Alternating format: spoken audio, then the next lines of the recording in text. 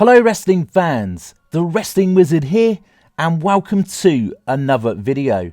Now it's safe to say, since the debut of the Wyatt Six, that WWE, Bo Dallas, aka Uncle Howdy and Co, have smashed it out the park. They found a way of towing the line between kayfabe and reality and getting you super invested as a fan because there's so many emotional layers. It's so clever, and this actually fits into the mold of WWE in 2024 as well, because there's so much reality attached to this. It certainly feels a bit more grounded, but also has the creative layers and sort of mysterious layers, if you like, to the storyline as well.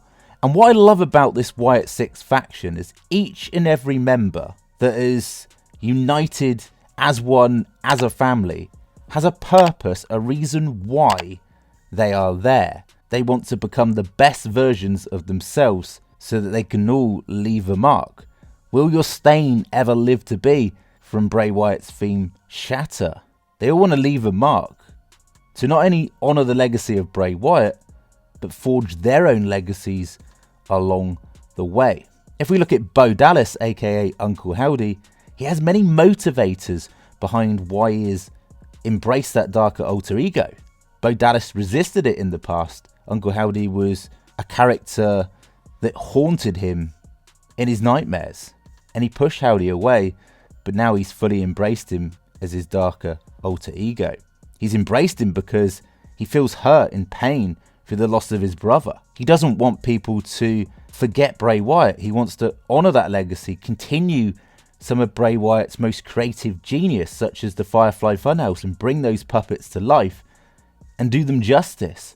He also wants to forge his own legacy as well, prove himself to the naysayers, prove himself to the fans. Bo Dallas can wrestle, he can go at it in the ring. He's a former NXT champion. He doesn't want to be remembered as one half of the tag team, the B team. He doesn't want to be remembered as a joke gimmick.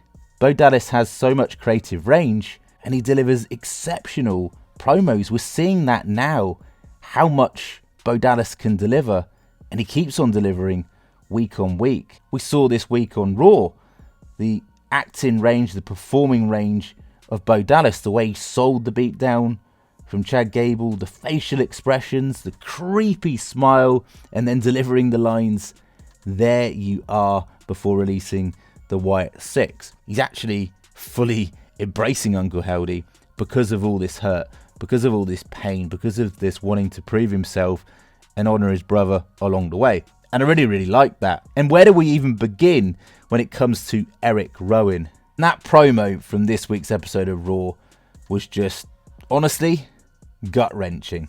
You could see how much real-life pain that Erick Rowan has been in, and is clearly still in. Saying he used to have a family. We were unstoppable, inseparable. Then he lost a brother, firstly, and of course, Brody Lee. He described Brody as one of the only people that fully believed in him. And then he overcome that loss, said life goes on, and then lost another brother in Bray Wyatt. Suddenly he was gone, and he felt nothing. And what was so tear-jerking about this is you could basically see right there a man that has suffered and is suffering with depression. He felt like no one would remember him. He was numb to the world. I mean, that's just like heartbreaking, isn't it? After all, no one would miss him because he's just Rowan. We got to remember as well that Braun Strowman and Bray Wyatt were rehired by WWE, but Erick wasn't. Erick was forgotten. He didn't have a family. He had no will. He had no purpose. He had no reason to exist, in his words. And then we saw the sheep mask, and we saw Uncle Howdy say the words, "How does that make you feel?" And what I loved about this is there was that sudden switch in gears. Sudden reason behind why Erick Rowan is in the Wyatt Six, his purpose, his reason why. That when he was at his lowest, Uncle Howdy reached out to him, pulled him up when he needed help the most, and now he has a purpose. Erick Rowan now feels part of a family again, and feels he's alongside people that have suffered also, so he can relate to that. Erick Rowan has been in so much pain, unimaginable pain, and he is still in pain. But instead of letting that take him into a dark hole, he's using it as motivation. Remember what Uncle Howdy said to Erick Rowan in the lead up to the Wyatt debut. Let me show you what anger can do. He's taking the hand of Uncle Howdy, using pain as a motivation to go and do something special, to create art. Now obviously we've seen interviews from Bo Dallas, we've seen now an interview from Erick Rowan. Maybe, just maybe, throughout the next few weeks we get interviews from Dexter Lumis and Joe Gacy and potentially Nikki Cross, although I don't actually think we're going to see that from Nikki Cross. I think the mask will be kept on and maybe that kept as a bit of a mystery. But with Dexter Lumis, the motivation really is liars. Felt that he was lied to in the past, that the Way weren't really a family in the end, because after all, family is supposed to stick together and they didn't. They were separated. A motivator might also be proving WWE wrong. Of course, he was released in April 2022, briefly reunited with the Way, but then that didn't come to anything again. And so his motivation is liars. Maybe a bit of betrayal in there. And talking of betrayal, Joe Gacy, maybe he feels betrayed by Schism. A lot of WWE fans sort of almost saw Joe Gacy as a future Bray Wyatt, and not in any way I'm saying on the same level or par as Bray Wyatt, but is someone that has the potential to carry across those more unique type gimmicks. Now I don't think this is supernatural here with the Wyatt Six. I think this is certainly more grounded, but there can be some form of supernatural sprinkles along the way in some of the promos. And Joe Gacy is incredible on the mic.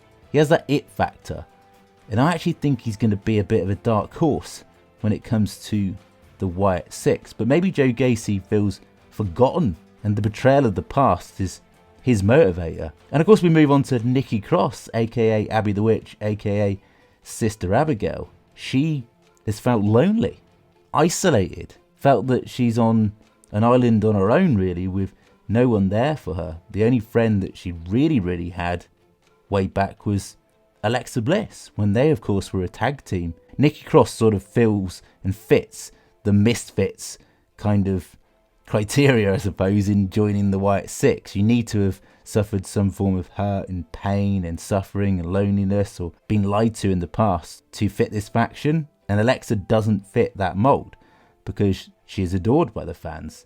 She's been booked relatively well throughout her career in WWE. She's gone on to be a multiple time WWE Women's Champion at the top of her game. Let's also not forget the fact that Alexa Bliss was not Abby the Witch's greatest fan. Let's not forget the fact that Alexa Bliss betrayed The Fiend at WrestleMania 37, cost him the match against Randy Orton. Is Alexa Bliss going to take on some of the Fiend spirit?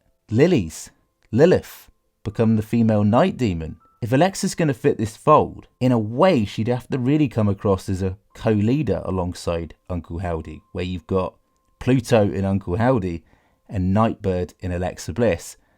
Alexa, in a way, is controlling some of the members like what Uncle Howdy does, but to me, Uncle Howdy feels like the ultimate puppet master, the leader. You follow the circle where it takes you. You're just a servant to Uncle Howdy. In the past, of course, Bray Wyatt was the one in control. The Fiend was the one in control. Alexa took that control, and now Uncle Howdy has taken back control. And I believe, and still believe to this day, the arc would have been Bray Wyatt, aka The Fiend, and Alexa Bliss reuniting at WrestleMania 39. Sadly, we'll never know whether that was the story that was going to play out, but we're going to have to wait and see how Alexa Bliss potentially connects to the Wyatt Six. But I love the little details here, the purposes, the motivators as to why these characters have joined the Wyatt Six. Thank you so much for watching the video, by the way. As always, it'd be very much appreciated if you could like the video, share the video, and even better, subscribe if you're new. Catch you in the next one.